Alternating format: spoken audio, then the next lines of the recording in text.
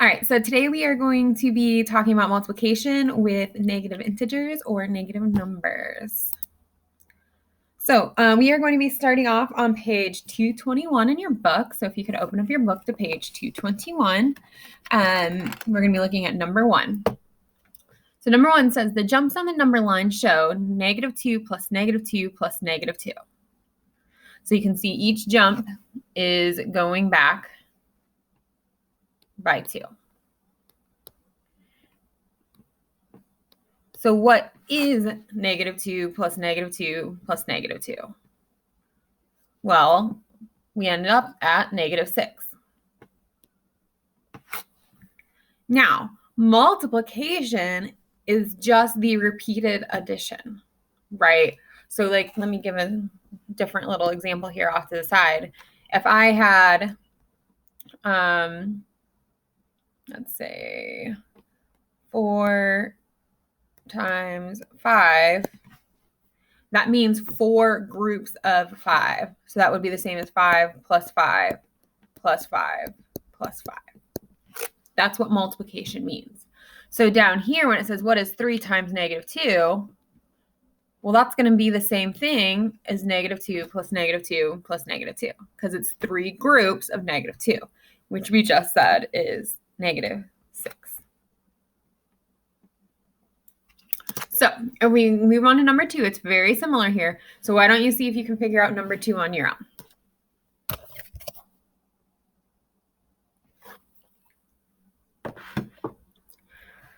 All right, so for part A, -2 plus -2 plus -2 plus -2.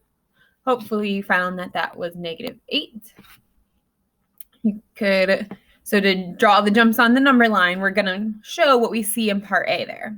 Because part A is showing 4 times -2 because it's 4 groups of -2. So when we start at 0, we go back 2, 2, 2, 2, and we'd end up at -8. So 4 times -2 is -8.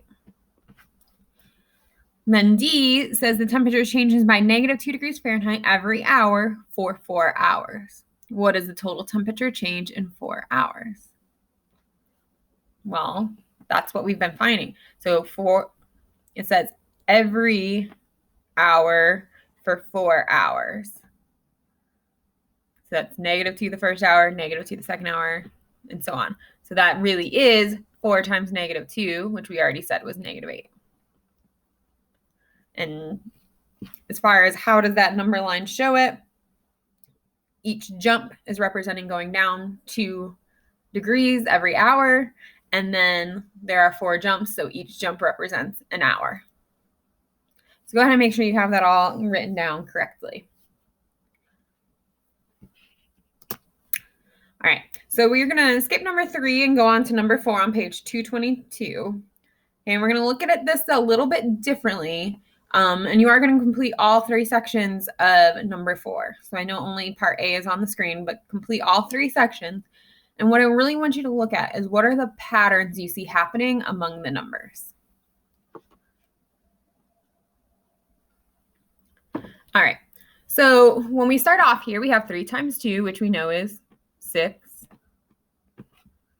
And then it's 2 times what gives us 4? That should be 2. And what times 2 gives us 2? That should be 1. 0 times 2 gives us 0. So a few things to point out here. First of all, in these last 2, 1 times any number is always going to be that number. Okay, so that one, we call that our multiplicative identity. All right, any number times 1 is still going to be itself. And then the last one here, 0 times 2 is 0. 0 times any number is still going to be 0. So those are just 2 important rules of multiplication to always keep in mind. But really, I really want you to see here that if you look vertically, looking up and down, in the first column, you see that we're going down by 1 every time. The second column, everything's being multiplied by 2. But you'll notice as that first number went down by 1, that second number, or that answer, sorry, not the second number. The second number stayed 2.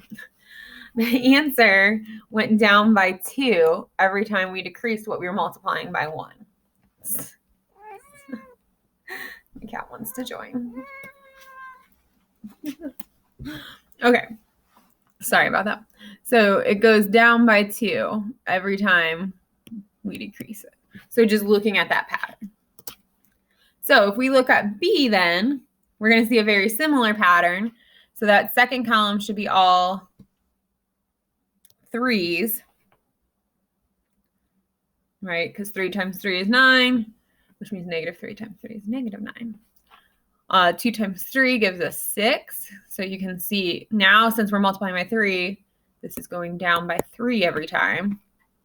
So if this goes down by 3, you get negative 6. And this is all going down by 1.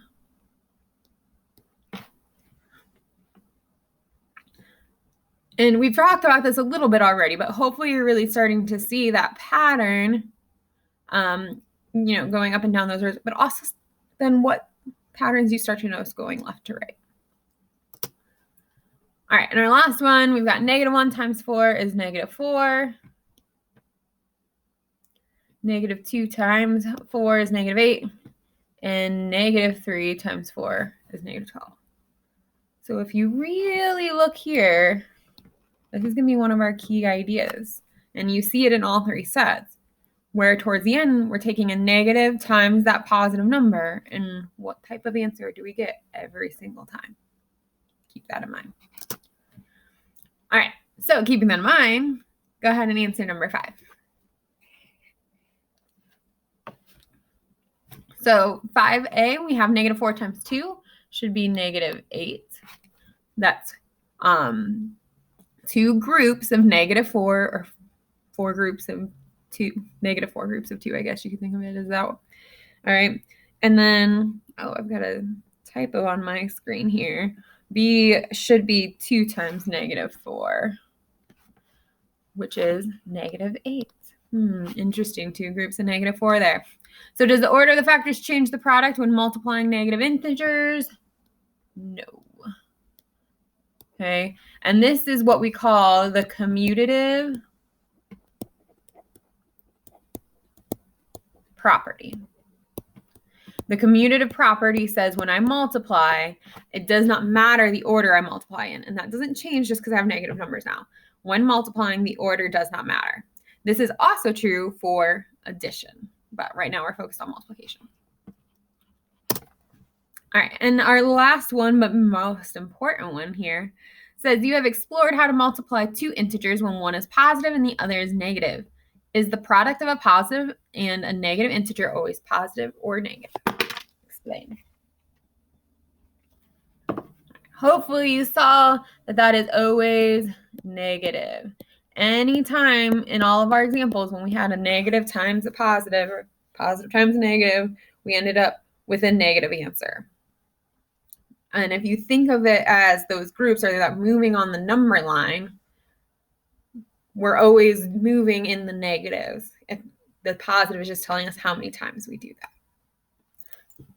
So that's our big idea today, is a positive times a negative will always be a negative.